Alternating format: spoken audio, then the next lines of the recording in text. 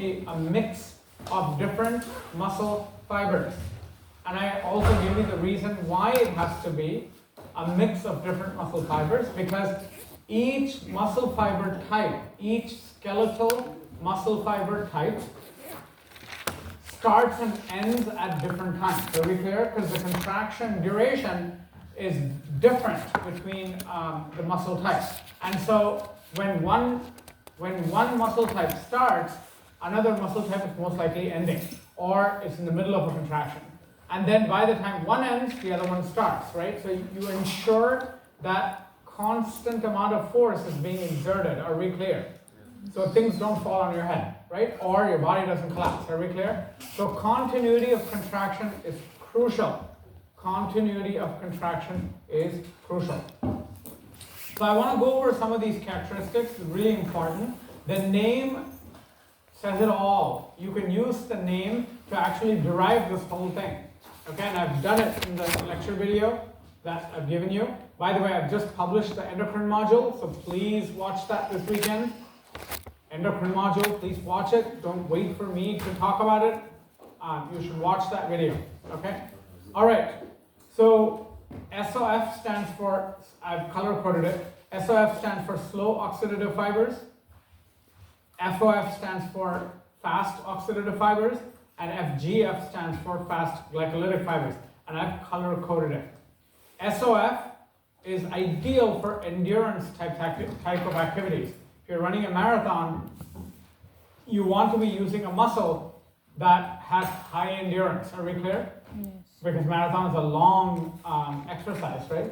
Whereas FGF is the other extreme. Fast glycolytic is ideal for sprinting because it activates real fast, but unfortunately it also fatigues really, really fast. So know this as a rule. Quick to activate, quick to get tired. Are we clear? So if you want something to last you for hours and hours on end, it's going to take time to get started up. Are we clear? Yes. Okay, so a good analogy of this would be an 18-wheel truck or a big freight car, big freight train. For that train to hit maximum acceleration, it's going to take a long time, right?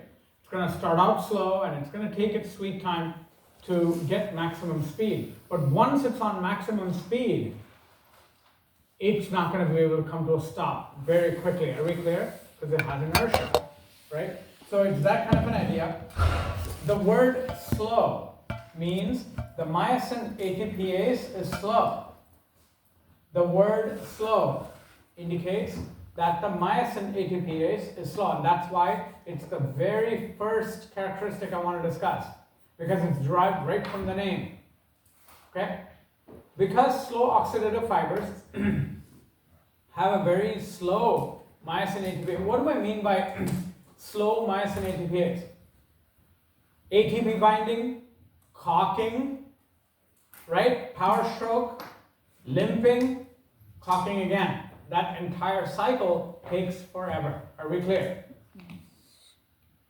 So what do I mean by myosin ATPase is slow? I mean that entire cycle takes its sweet time. It's very slow. Yes? Yes. Whereas fast oxidative and fast glycolytic, they're fast.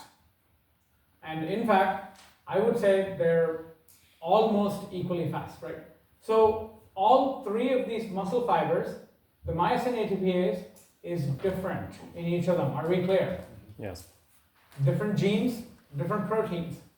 Okay. Next, in terms of diameter. So I told you that slow oxidative is for endurance, right? Which means slow to start and slow to stop. Correct? Slow to start, slow to stop. So anytime you take a while to get going, right, that means what's happening is the response to acetylcholine is quite slow. Are we clear? And that will happen when you have a very small diameter. Are we clear? Yes. If the diameter is really small, then you can only have certain number of nicotinic receptors there, right? And if that's going to be limiting, then acetylcholine action is going to be very slow. So the diameter is the smallest there. And of course, fast glycolytic is a huge diameter, right? Which means you can have lots and lots of receptors and you can turn on like that, right? But the problem is, when you turn on like that, what happens? You turn off like that. You turn off like that, okay, is the issue. Now the rest of these are common sense. Contraction duration. Well, if you're going to turn on, take forever to turn on, and if you're going to take forever to turn off, that contraction duration is going to be very, very long. Do you understand? Mm-hmm. Yeah. That makes a lot of sense, that it's going to be very long. Whereas FOF and FGF, they're going to be fairly short. Fatigue. Slow oxidative takes a long time to fatigue, right? Whereas fast oxidative and fast glycolytic are fairly quick to fatigue. Fast glycolytic fatigues faster than fast oxidative. Are we clear? Yes. So when you blink, is that sprinting or is that endurance? Sprinting, right? So what kind of fibers would you find in your eyelids? Fast glycolytic. Are we clear? That's why you can't keep it open for a long time, right? They get tired very quickly, okay? If you have to be functioning for a long time, you need lots of energy. Do you agree? Yes. That means you have to get your energy from mitochondria. Mitochondria produces 32 ATPs for every glucose, right? Mm-hmm. So both slow oxidative and fast oxidative have a lot of mitochondria because they have a high demand for energy. Look at the names. Oxidative means oxidative phosphorylation. Where does oxidative phosphorylation occur? Mitochondria. Okay, that's where oxidative, if you don't remember, go back to 102 days, okay, and look it up. So oxidative phosphorylation occurs in mitochondria, right? Look, if you're going to be doing oxidative phosphorylation, do you need oxygen or do you not? Yes. Yes, mitochondria require oxygen, they're aerobic. If you need oxygen, you need lots of blood vessels. Are we clear? Mm-hmm. So vascularity, which is blood vessel supply, is very high for both slow oxidative and fast oxidative. Slow oxidative, a lot more blood vessel supply than fast oxidative, okay? Which is why the slow oxidative is red and fast oxidative is pink. And fast glycolytic is just white, okay? It needs oxygen, but it needs very small amounts of oxygen just for it to survive. That's all. That's why I say minimal and not zero. Make sense? Some books say zero. It's wrong. How could it be zero? It's going to need oxygen for its own survival, right? Myoglobin, remember this is the protein that steals oxygen, would therefore be highest in slow oxidative fibers because you need lots and lots of oxygen to have high endurance, right? Yes. And it's going to be low in fast oxidative, and for the amount of oxygen fast glycolytic needs, it doesn't express myoglobin at all. Are we clear? Mm-hmm. So none. And combine that with mitochondria and with vascularity, that explains why fast glycolytic fibers are white. Okay? Where it says type 2A. That's fast glycolytic. Okay?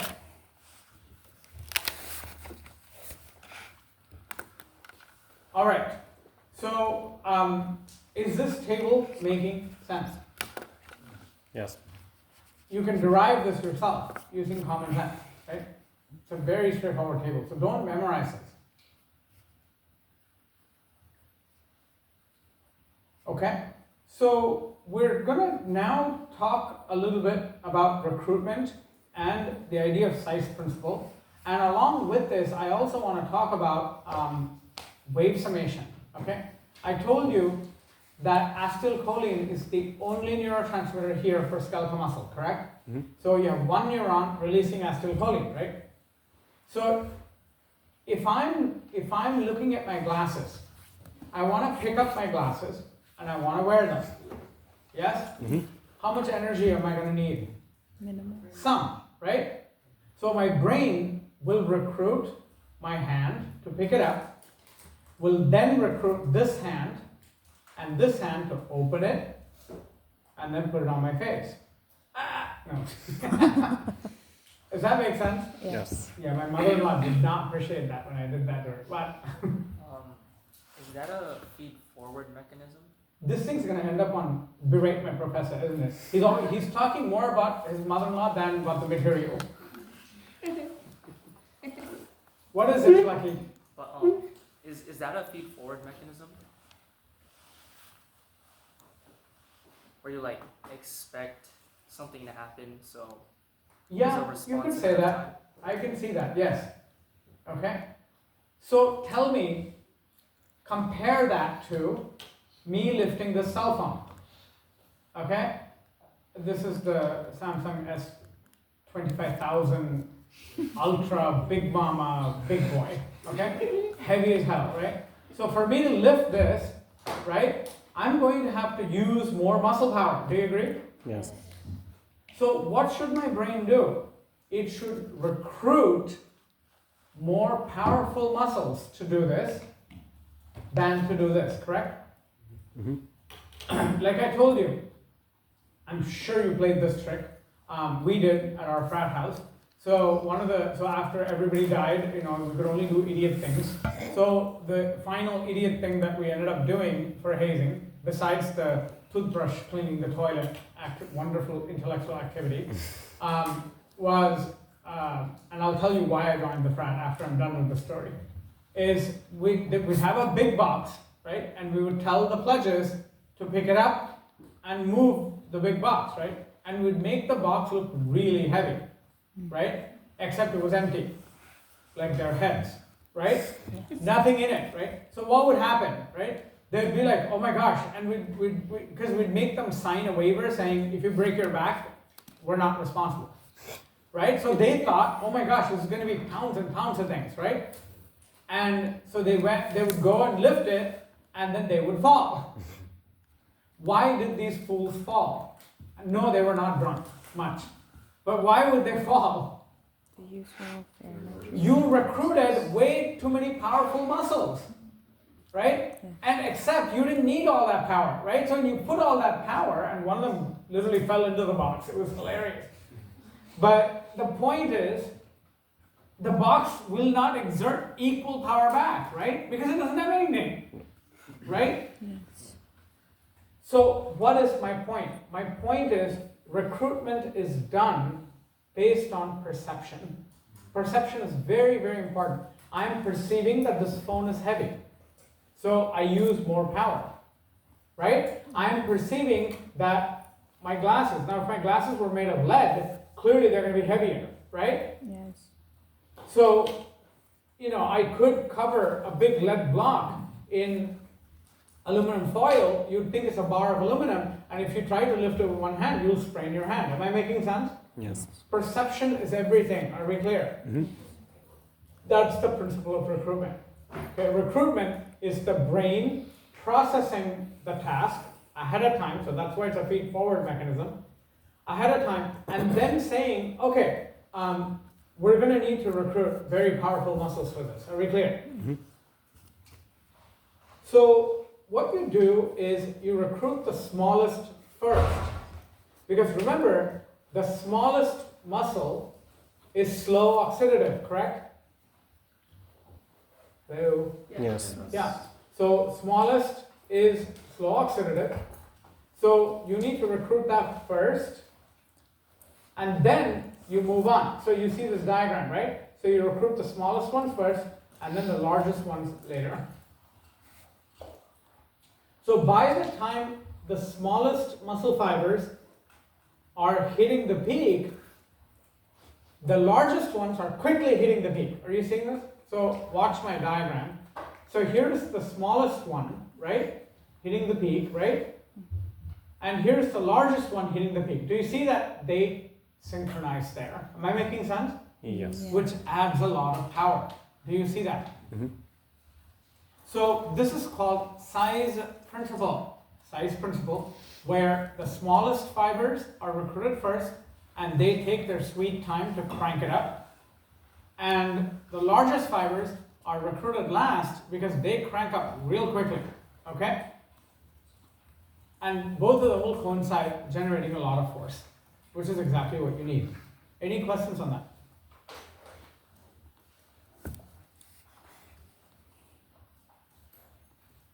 And unlike last class, tell me if this is going too fast so I can slow down even more. More and more I slow down, the more and more we'll go into Tuesday's lecture. Yeah? Is the arm referring to the time it takes for it to reach peak? Who? The RM on the graph. 12 to 20 RM, 6 to 10 RM, 1 to 5 RM. Oh, RM. I think that's radius of the muscle. Oh, okay.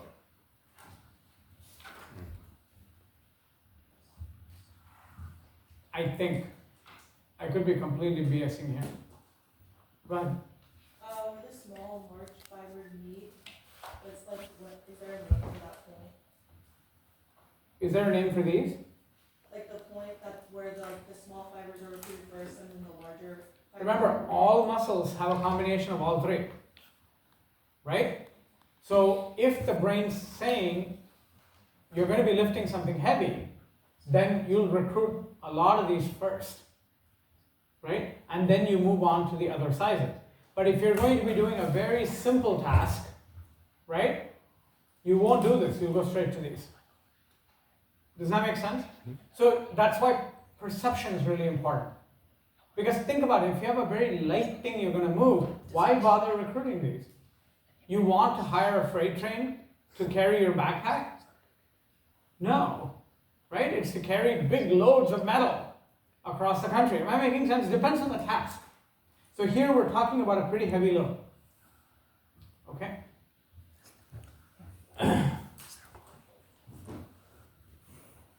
Any questions? Look through those notes. You have them there. Look through those notes and tell me if there's anything I can answer there. Yes? So if it's going to be something light, you're going to use the big ones just to Pretty use much, them out? yeah, right away. Because if you use slow oxidative fibers for something tiny, right? A, you're wasting energy. 2, you're generating way more force than you need, which means you might break the object you're lifting. We don't want to do that, right?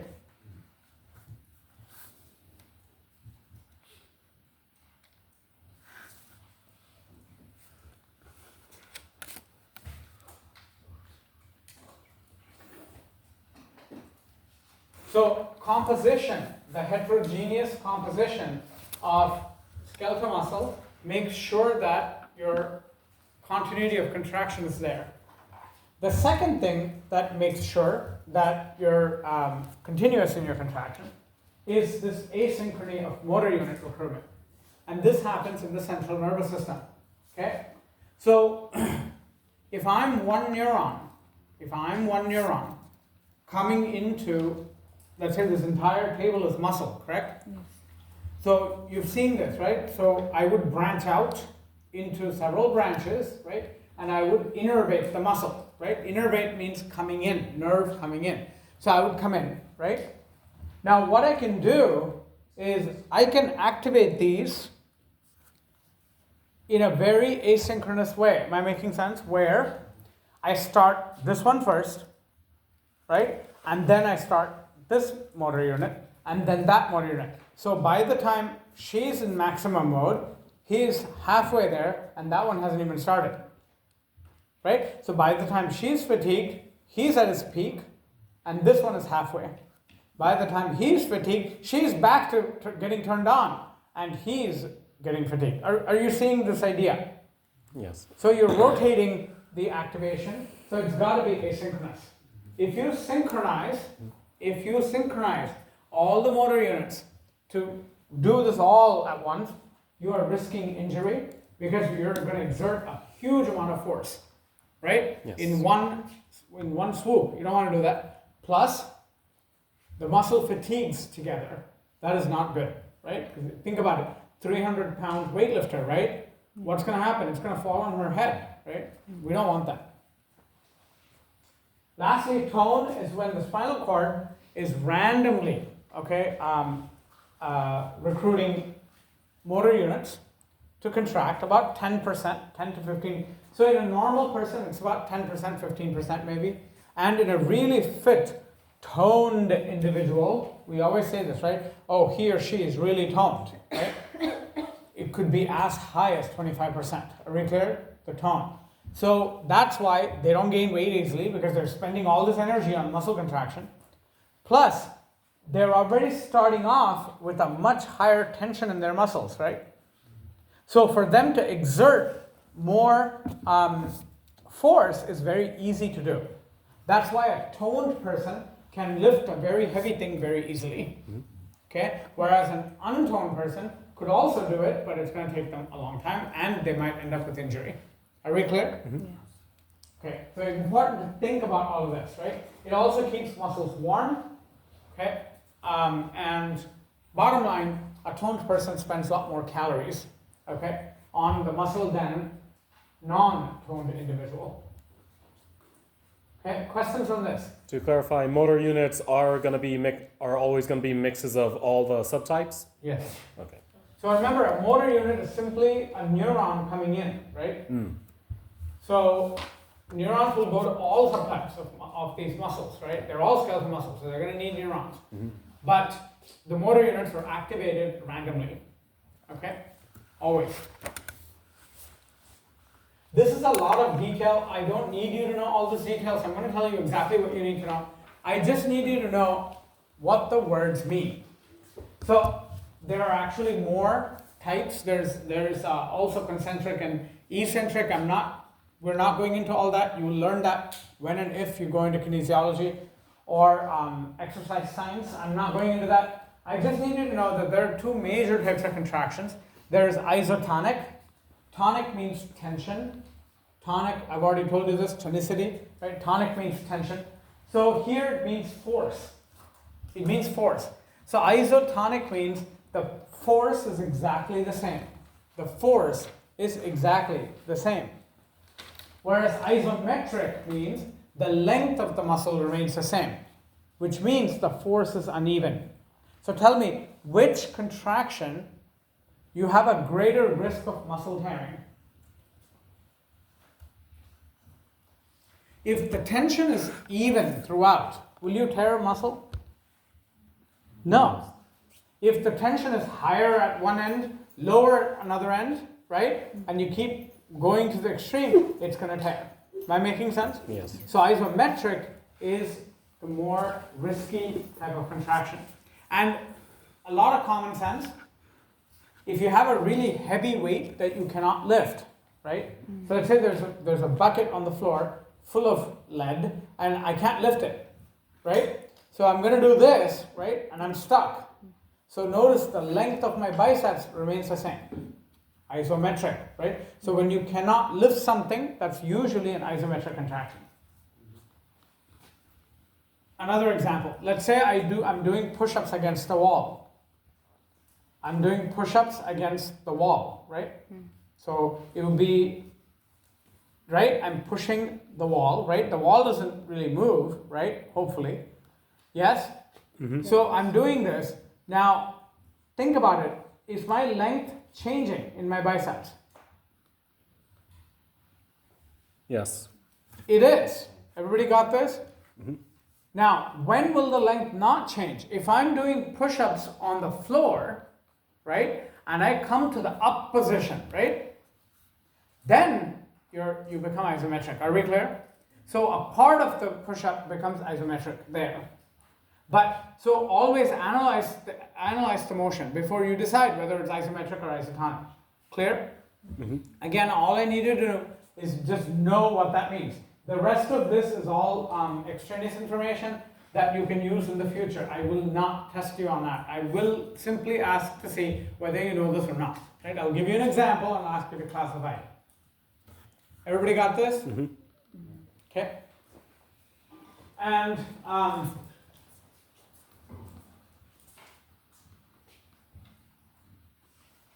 lastly, load velocity relationship. This is a guarantee on the exam. I will ask this. because it's very important analysis, right? So if you increase the load, okay, if I increase the load, remember that you will start recruiting more and more slow oxidative fibers. Makes sense, right? If Yes. you're making the load heavier, you need to start recruiting these, right? And if you use slow oxidative fibers, they have a very slow contraction, correct? Yes. So the contraction velocity is going to decrease. So what's the definition of contraction velocity? It is the speed with which one contraction cycle is completed. Contraction velocity is the speed with which one entire contraction cycle gets completed. These muscles are slow. When these muscles are slow, you're going to have a very slow contraction. And that's how it should be. Think about it. You have a heavy load. Do you want to lift it really fast? No. Yeah, no, that doesn't make any sense. Also, as load increases, muscle fatigue really starts setting in. So I want to talk about what muscle fatigue is. Muscle fatigue is when you have complete overlap of actin and myosin. You cannot overlap any further. Are we clear? It's also referred to as tetany. So when you have 100% overlap, okay, between myosin and actin, if all of them have overlapped, can you generate any new force? No. No. Muscle starts getting tired. Are we clear? Yes. And so contraction duration, which is the time taken for the muscle to finish its contraction, okay, will also decrease because muscle starts to fatigue. Are we clear? Now this is not an obvious relationship. Normally when people see that the velocity decreases, one would say the time taken should be shorter because the definition is velocity is distance over time. Do not apply that because that is not the definition of contraction duration. Are we clear? They're separate concepts. Contraction velocity is not contraction distance over contraction time. It's not. They're different concepts. So when the load increases, you decrease both contraction duration as well as contraction velocity. You decrease both of them. Any questions on that concept?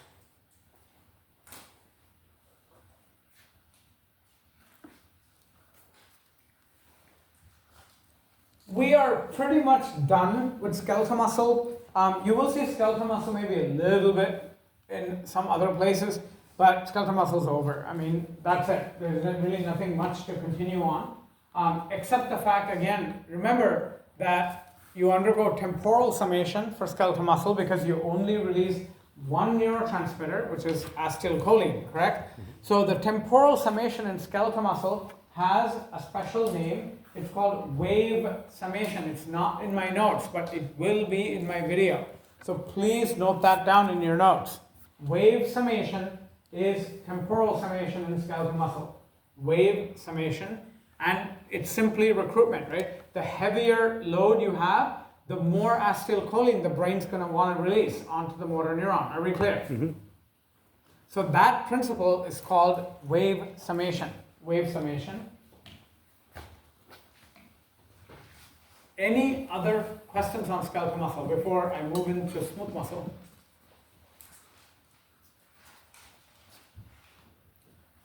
We're not going to be doing cardiac muscle here, like I told you. We will be doing that with the heart. We will not be doing that here, but the 3 muscle subtypes table has cardiac muscle listed. If you want to go through it, feel free to go through it, but you don't have to study it just yet. We'll do it when we do cardiovascular system. Smooth muscle is very interesting. It is a very different beast altogether. Okay?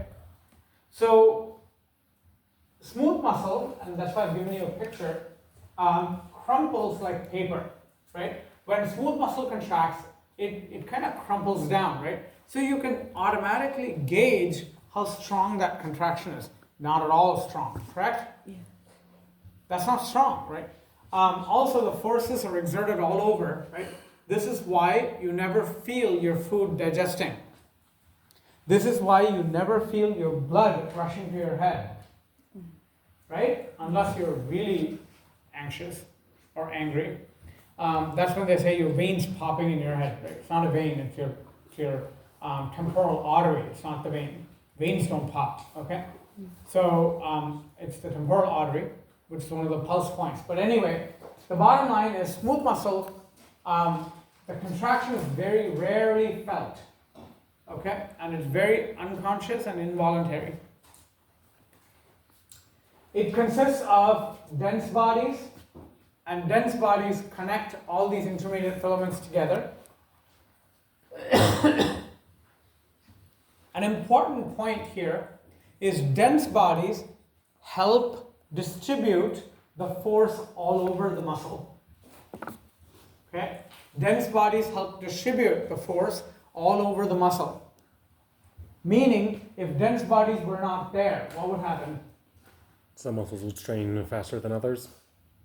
Well, yes, but the consequence of that is smooth muscle will collapse. Are we clear?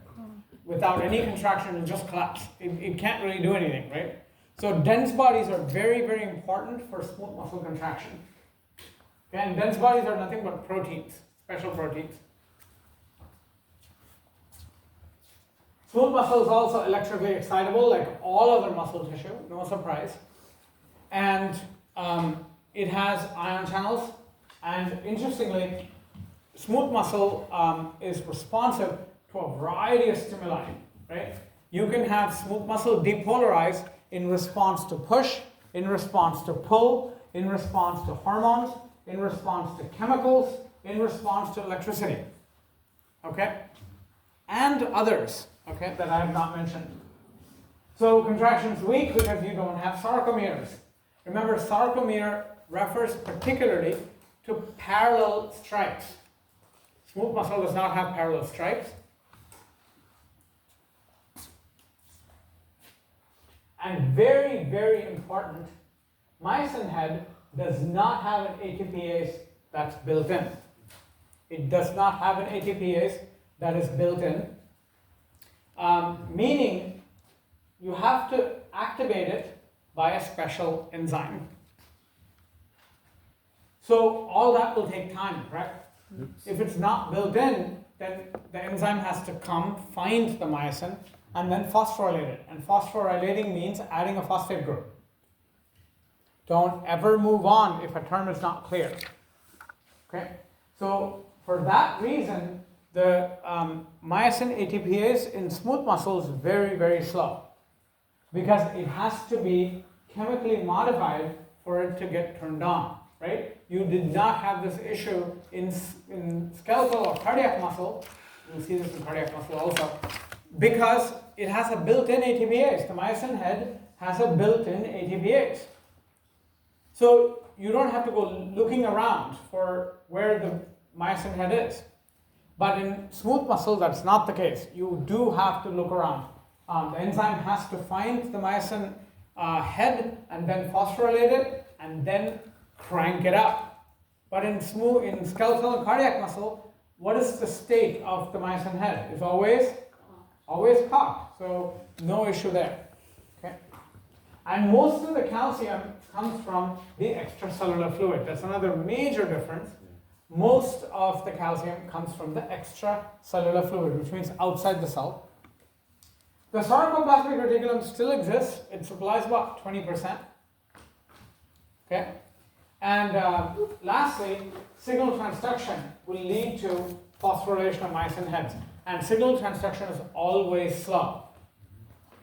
That's why muscarinic receptors are slow, remember? That's why all adrenergic receptors are slow, because they're all indirect, right? Everything is indirect. So this is also slow for the same reasons. So how does the signal transduction happen? You have a signal. Now this signal, like I said, this signal can be a push, a pull, a chemical, a hormone, just about anything, okay? Pressure, mechanical, I'm trying to think of a really unique, I came across something very unique last semester. Somebody told me about that and I thought it was very interesting. That caused smooth muscle to contract. Darn it, what was it? Not light, it was something else. maybe it was oxygen. Yeah, that's what it was. It was actual oxygen that can cause smooth muscle of blood vessels, right, to change contraction state. So it was very interesting that they did in the discussion, and I looked at it, I thought it sounded made up, but when I went and researched and looked it up, it was absolutely valid. It was a very interesting idea. So even gases can turn on smooth muscle. Okay, so so whatever be the signal can be huge variety. The receptor is activated, right? Turned on, most likely by change of shape, right? And then you activate G proteins. You activate G proteins. G proteins will activate this adenylate cyclase. You need to know this code for next week. This is how hormones work. Okay? And then adenylate cyclase will produce cyclic AMP. Cyclic AMP is a chemical. And cyclic AMP then opens chemically gated calcium channels. Yo, cyclic AMP is a chemical. If that's going to open an ion channel, what gated would it be? Chemically gated. Right? And calcium comes in, okay? It binds calmodulin, it's a very important protein, calmodulin. It modulates calcium response. Okay, calmodulin. And calmodulin will activate many enzymes, one of which, guys, this calmodulin becomes very important in the heart, okay, when we do the cardiovascular system. So very, very important. But here we're talking smooth muscle. So myosin light chain kinase is activated. Myosin light chain, any kinase adds a phosphate group. Any kinase will add a phosphate group. So myosin head is phosphorylated and it slowly cranks up. Are we clear? Yes. Okay. And then you got cross bridge formation and you have contraction. But contraction is in all directions, so you crumple it like paper. Okay? Mm-hmm. I want everyone to look through this pathway and see if there's any questions on it. Any term there that you're not clear.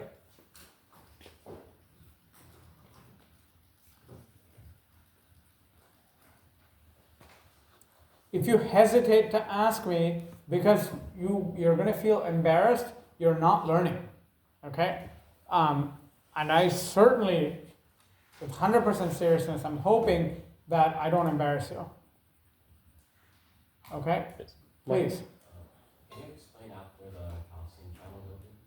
So calcium is going to come in, correct? Mm-hmm. When calcium comes in, several things happen, right? You depolarize, first of all, right? Voltage will change. And then you will bind, calcium will bind calmodulin. Calmodulin means modulated by calcium. Okay, that's what the name stands for. So calmodulin. And then calmodulin, one of the targets of calmodulin is to turn on. Remember, that's what signal transduction is, right?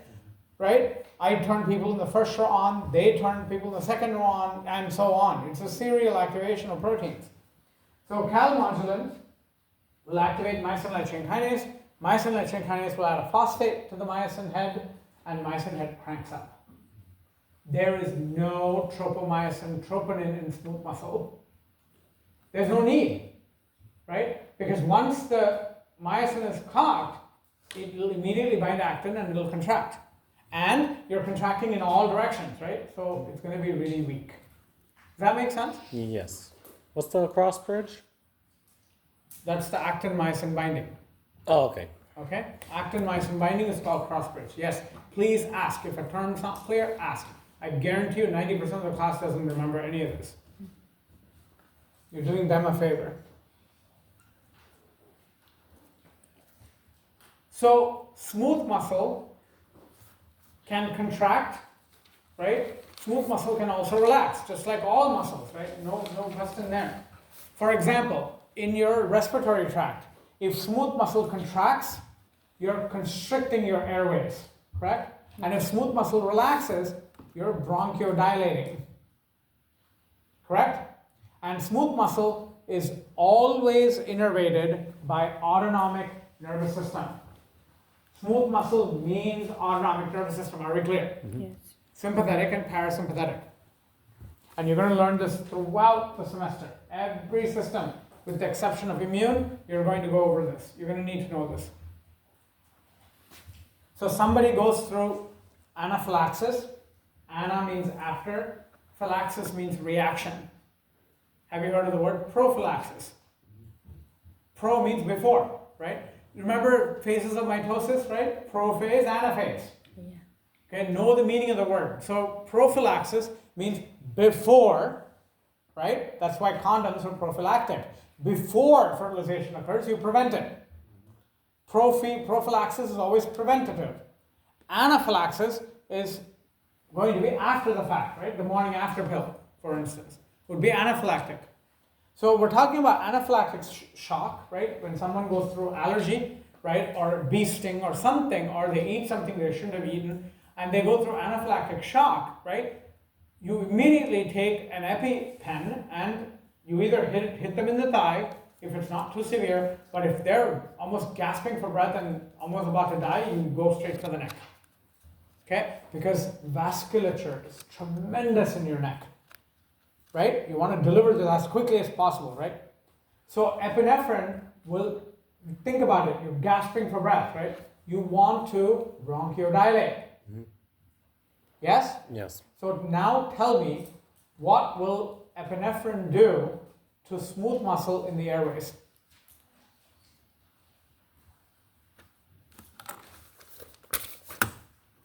What does everything do again? It will inhibit the contraction. Are we clear? It will inhibit the contraction. So epinephrine in the bronchial smooth muscle, those are beta 2 receptors, and beta 2 receptors will not activate, they will activate G proteins, but the G protein, instead of activating cyclic AMP, it will shut down that enzyme. Are we clear? Yes. So if that gets shut down, all of this gets shut down, right? Mm-hmm. Am I making sense? And smooth muscle relaxes. And very, very fast, actually. Clear? Yeah. Everybody got this? Yes. Everybody got my example? Yes? Mhm. How's the pace? Everybody comfortable? Okay. All right. So, because telling me at the end of the period is still helpful than telling me at the end of the semester, but telling me at the end of the period is useless. You should slow me down as I'm going, okay? Always. Just say, slow down, slow down. You know, it's totally fine. I tend to go fast. So here's a picture. CAM is calmodulin.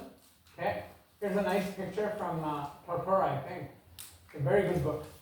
Too bad it's too expensive. So there's and only one detail is missing.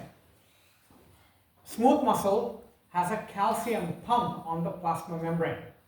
Because if you're bringing calcium into party, what should you do? It Kick needs up to the be thrown excess. back out, right? So there's your calcium ATPase pump. Okay, unipolar. So what will cause smooth muscle to relax? The pump. Okay, the pump will constantly push calcium out slowly, right? And then smooth muscle will relax slowly. If smooth muscle were to snap and collapse immediately, think about your blood vessels, think about your airways, right? No way you want that. I prefer skeletal muscle snapping, because if that happens, you'll only end up with a fracture, right? This is guaranteed death. Are we clear? Yes. You do not want smooth muscle to ever snap and collapse. Are we clear? You want it to very gradually relax. Okay, so this is the same concept as what I wrote, except it's a picture. Okay.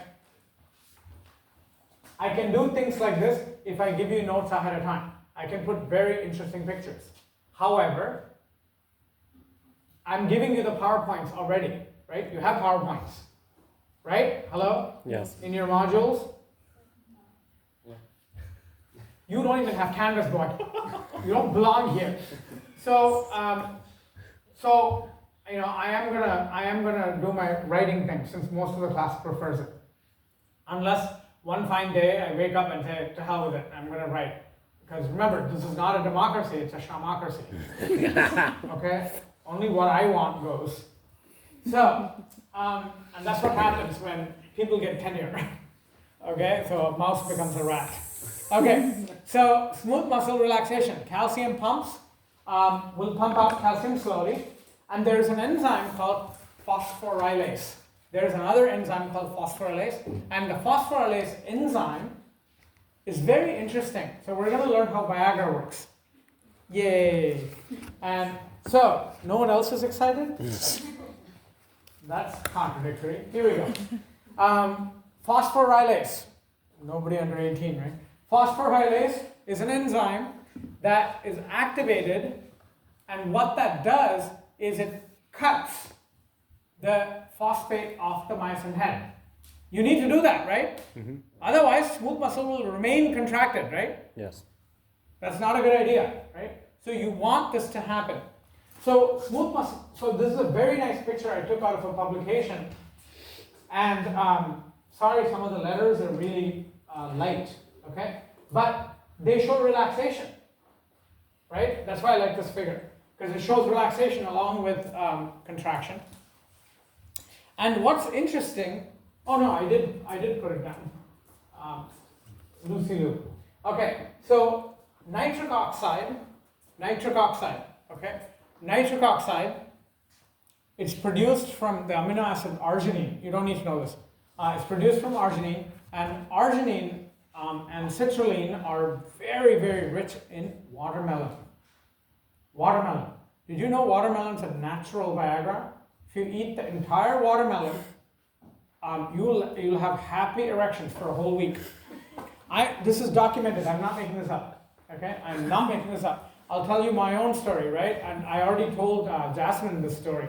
I started taking citrulline because I wanted my blood vessels to relax, but my blood pressure went from 126/81 around that time, around that area, to 80/50, and that's dangerous. So I can't afford that. So the past week I've not been taking any citrulline, so I'm back at 121/81, 85, things like that.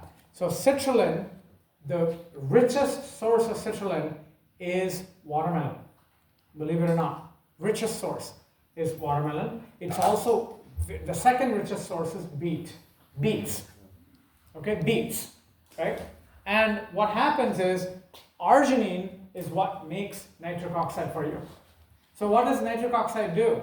Right? Remember, they're not just stories, they actually have a connection. I'm going somewhere with this. What does nitric oxide do? Nitric oxide is a neurotransmitter. And it will activate, through its receptor, production of cyclic GMP. So what does cyclic GMP do?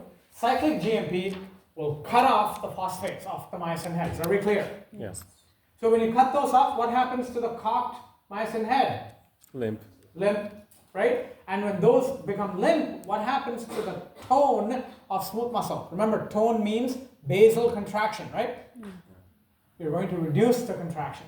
So if you reduce the contraction, you're going to vasodilate. If you vasodilate, blood flows very happily. Okay? Except when you go out of range, what's going to happen? Your heart's going to have to work harder and harder to push that blood and suck that blood back, right? And that's not a good idea, right? So it shouldn't go out of range. I mean, as long as it's around 110 to 100, 100 to 110, over 60 to 70, you're in a happy range. Anything lower than that, it's a problem. Are we clear? Yes. So, but anyway, it is beautiful, right? Citrulline works, and I just proved it with the best possible experiment. I took it, it went down, so I stopped it, it came right back up. Right? How better to prove this, right? So, why is this a natural Viagra? Okay, no personal details on this, but I will connect it to culture. In many Eastern cultures, including India, many Eastern cultures, what they do is when a newly married husband and wife, and remember in those days it wasn't dating, right? It's all arranged, right?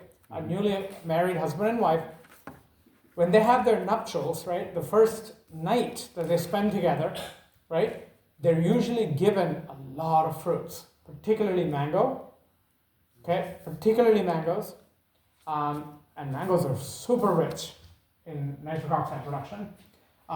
That's why mangoes make you feel really good, and mango liquor is amazing. Gets you high real fast, okay? Nobody under 18? You can't think all this. Plucky, put your... Okay. Okay, because you're only 16. Okay.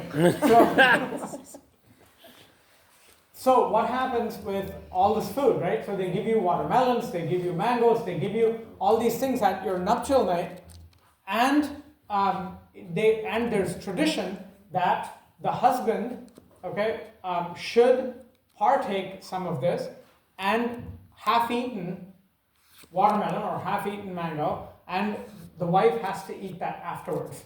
It has nothing to do with, and nowadays all these feminist people go, that's nasty, and, why? Because I'm inferior to the man. No. It's just that the man has more androgens in his saliva. And you're transferring androgens from the man's saliva to the woman's.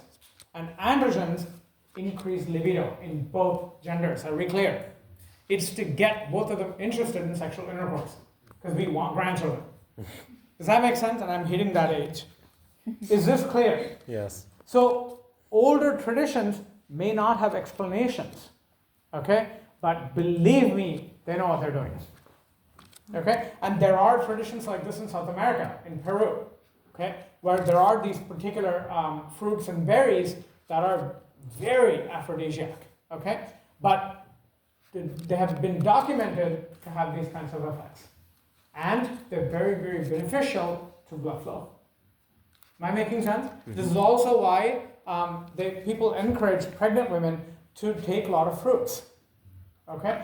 Despite the antioxidant effects, blood flows a lot better, right? That will make the fetus get a lot more blood and grow in a healthy way. Is this making sense? Yeah. Yes. Okay? And it'll also relax all her uterine smooth muscles. So she'll go through less pain. So mangoes are highly prescribed to pregnant women in India. Starting the 3rd month, it's a mango diet. Okay? And people might think, that's so stupid. I mean, when Europeans came, they trashed everything, right? Because for them, they had to prove they're superior, right? To keep the colonization going. So they poo-pooed on everything, right? South America, they poo-pooed on everything there. They poo-pooed on everything in China, right? And they poo-pooed on everything in India and in the Middle East. Because for them, until they did that and proved that they were intellectually far superior, right? So history and culture plays into the science, and science plays into that, right? And now everybody wants to eat a lot of fruits, and I'm going to do yoga. Beat them all with a stick. So, is this making sense? Yeah. So, what is my point? What is the damn point? Right? I know you're thinking it, so I'm saying it. The damn point is this. Don't ever, okay, judge anything until you've looked through it thoroughly. Am I making sense? Yes. And black pepper is such an important component of curry powder, right? So important. Without that black pepper, none of those drugs are going to get absorbed through your intestine. It helps activate curcumin, right? Exactly. And all of a sudden now, Costco has come out with 9,000 pills of turmeric with black pepper. I looked at it and I go, you bastard. You just stole that off my curry powder recipe. Right? So the point is, appreciate ancient cultures. Ancient people knew what they were doing. Okay? All of them, right? I'm talking, South America, I'm talking Middle East, I'm talking Far East, I'm talking Southeast Asia, right? They all knew what they were doing, okay? The ones that didn't know jack diddly were Europeans, okay? Who walked in and they just messed everything up. And then now, your education is all Europeanized. And, to me, when I did this history major, that was the point, really, is for me to be able to connect the science to the history. And boy, it was such a revelation, right? Amazing. History is just really cool. Okay, and I was able to connect all those things together because I'm crazy like that. But is smooth muscle contraction making sense? Yes. Now do you see this whole nitric oxide business? That's how Viagra works. Viagra activates cyclic GMP. And when you activate cyclic GMP in the heart slows down. Viagra was meant to be developed as a heart medication. Okay, it was actually heart medication. Okay, too bad it wasn't too effective, but it had some very pleasant side effects. I still remember the very first dose after approving Viagra. Yes, I was alive then, and I was volunteering at a hospital, and this veteran, 80-year-old veteran came in, and he had taken like 8 of these pills, right? You're supposed to take one. And he was he's the coolest guy. I'll never forget him. And so he had an erection for like 8 hours, right? Easily. And he made such a joke out of it. He goes, yeah, I took 8 of them and now I don't know what to do with it. So we're like, okay, we'll keep you under observation. But yeah, his heart rate took forever to come back up. Am I making sense? So anytime you play with things, it doesn't just affect, pleasant organs. It affects everything else, right? And that could have led to a stroke. Am I making sense? Easily, right? So be very careful, or ischemia, right, of important tissues, particularly the brain. So this kind of relaxation or this nitric oxide secretion can also happen, okay, when people meditate, when people pray, right? Nitric oxide levels go up, okay? So nitric oxide is really, really important. We're going to be seeing this a lot. It's a vasodilator. Write it down. Vasodilator. Vaso means brain. Vein. Thank you. My hearing is off. Vaso means blood vessel. Okay? Blood vessel. Vaso means blood vessel. So vasodilator means what? Blood vessel Stretches. It stretches the blood vessels. Okay? So if someone's on blood pressure medications, they should be wary of eating. That was my problem. I was on lisinopril and I was taking the citrulline thing, right? So boom, it went to 80/50. Yeah. So not good. But the funny thing is, I never felt dizzy. I would if I bent down and I came back up. Oh my God, the dizziness was crazy. And this is despite my Indian diet, which is the entire salt in the Pacific Ocean was in my mouth at every meal. So with that, imagine how powerful citrulline is, right? So if you know anybody with blood pressure issues, you can suggest citrulline. My mom, she has blood pressure issues. So I put her on citrulline, and it's working beautifully. Start with a very low dose, right? Has to be gradual. It's working very well for her, actually. Went from 160 systolic to 145, I think, or 140. So, any questions on smooth muscle? Good morning? No? No. Okay. So there are 2 types of smooth muscle, very, very important. You're going to see smooth muscle the rest of the term. And everybody got my announcement about the exam updates? Yes? If you're not getting my announcements, you're not listening to my instructions. I will get very upset at you, okay? You need to get your announcements in your email. And here's the other part. You need to check that damn email. Oh yeah, I get it in the email. I just never check it. It's not helpful, okay? So make sure you check your Oloni email all the time. Connect it to Gmail, so easy, okay?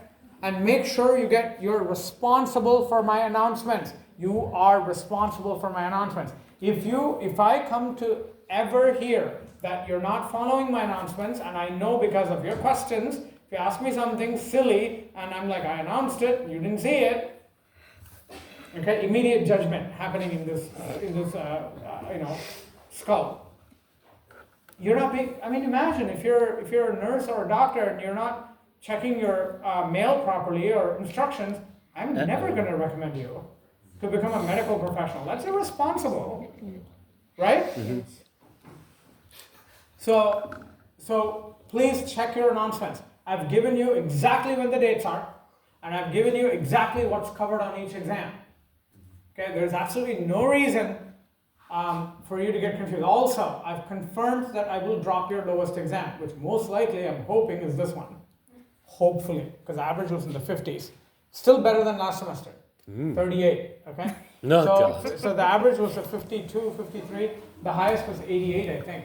No, 90. The highest was a 90 after I gave credit to that question for the Tuesday class. So the highest was a 90. So somebody did hit the lucky. Privacy.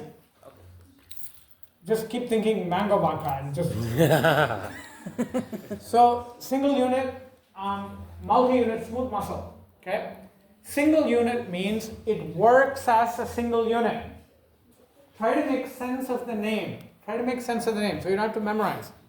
Single unit means it works as a single unit. Do you agree? Yes. In high school, I used to have my students do this, right? I used to have one group of my students all hold their hands pretty tightly, right? So when I pushed one, they all kind of fell, right? So single unit, right? Whereas multi-unit, I'm going to have to go push every single one of them separately.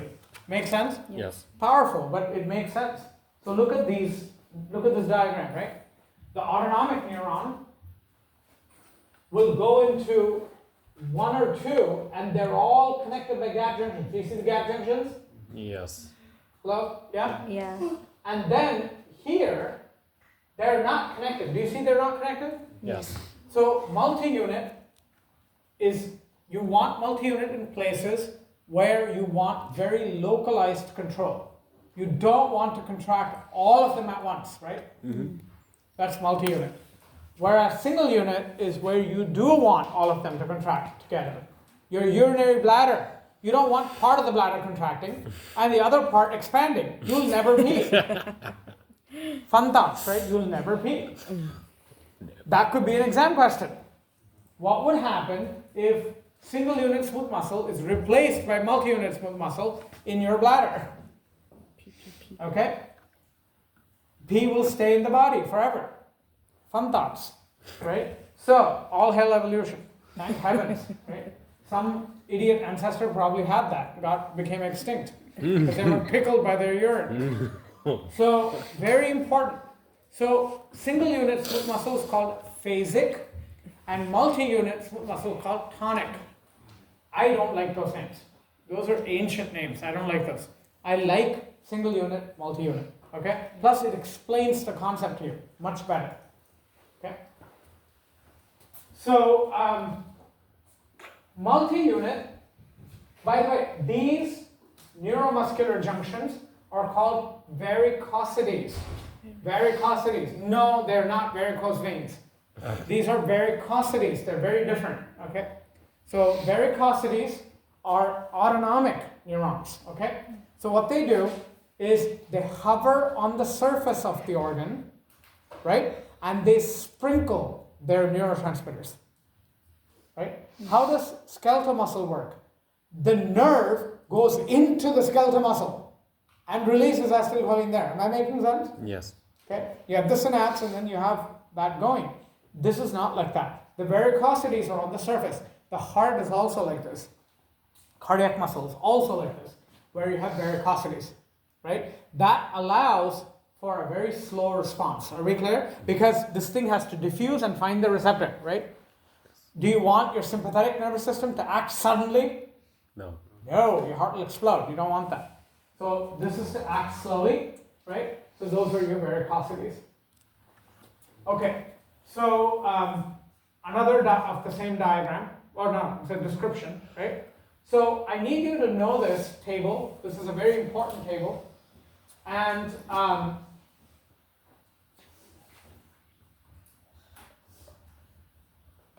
ooh, there's a mistake. Well, obviously I didn't write this. So. When there's a mistake, I didn't write it. So, yeah, number 4 is 100% wrong, and I'll give you the physiology behind it, and it'll make sense. Let's say I'm pregnant. Certainly look it, right? So let's say I'm pregnant, right? I have this baby, and the baby, by the time I hit term, what happens? It's grown pretty much up to my chest, right? Yes? So is the uterus being stretched? No. Yes. Good morning, girl. the uterus is here and literally that big. Okay? So at term, when the mother is about to give birth, right? The baby is here. Yes. So has the uterus stretched? Yes. Yes. And when the uterus stretches, do you want it to snap like a rubber band? No. Thank heavens, correct? No, you do not, right? Read statement number 4. When you stretch, you activate contraction. Okay? That's creationism. Okay? You do not believe in those things. That makes no physiological sense. Hello, am I making sense? Yes. Another less morbid example. Let's say you ate a lot, right? Your stomach's really full, right? What do you want your stomach to do? Snap? Relax. You want the stomach to keep on relaxing, right? And when the stomach relaxes, it releases serotonin and makes you fall asleep. That's why heavy meals make you sleepy. I don't know why my lecture makes you sleepy, but that nothing to do with stomach, okay? So the point is, I had somebody say, your voice sounds like a lullaby. I will never forget that bastard.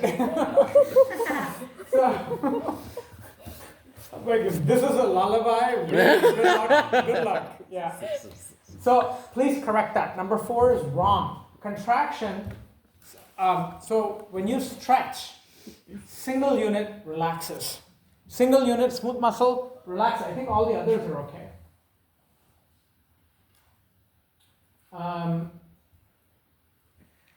Bronchi is single unit? I don't think so. Well, bronchi, yes. Bronchioles, no. Okay? Bronchi is. So that part's right. I took this out of a textbook. Anyway, I should read it before posting it. Okay, anyway, so number 4 is wrong. I think everything else is right. So, yes, sir. So, will we put relaxation as stimulated by stretching? Yeah. So, single unit smooth muscle relaxes when stretched. And use my pregnancy example. Multi-unit is a rubber band. Okay? And you'll see this very soon in cardiovascular. Multi-unit is a rubber band. So the more you stretch, what happens? The more it snaps back, right? What do rubber bands do? When you stretch it and you hold it against your brother's skin, right? Snap, right? Yes, I know all the cruelty in physiology. Wait till I get to the immune system. Some bloodshed over there. All right. So multi-unit smooth muscle contracts when stretched. Now here's a $1 million question. $1 million question. In the uterus, when you stretch that smooth muscle, yes? I told you it relaxes, right? Yes. What are you actually doing? What is the mechanism? How do you stretch smooth muscle? We just went over it. It's the opposite of contraction, right? You stretch smooth muscle by relaxing it, correct? Yes. So now the question boils down to how do you relax smooth muscle? When you stretch smooth muscle, most of the time, right, you will end up breaking the cross bridges. Are we clear? And making smooth muscle relax. And the way you do this, the mechanism is known. You shut off sodium channels. So you have mechanically gated sodium. I will ask this. I promise you I'll ask this. Okay? Such an important concept. When smooth muscles relax, mechanically gated sodium channels close. Is closing of a channel shape change? Yes. Hello, good morning, yes. And I think this class is done. The best example to use is, you know when, from Cinderella, right? When the chariot becomes a pumpkin, 4 o'clock is when y'all become pumpkins. Okay? Look, it's 4. It's exactly 4. The magic is gone. And I had a student ask me, so you're Cinderella? Well, Cinderella should shave for a start. So. Anyway, back to this idea. So, bottom line, what am I asking? Is closing, look at my hands, so this is my ion channel, right? Is closing an ion channel a shape change? Yes. Yes. So when smooth muscle relaxes, you have hyperpolarization. That's what happens. That makes sense, right?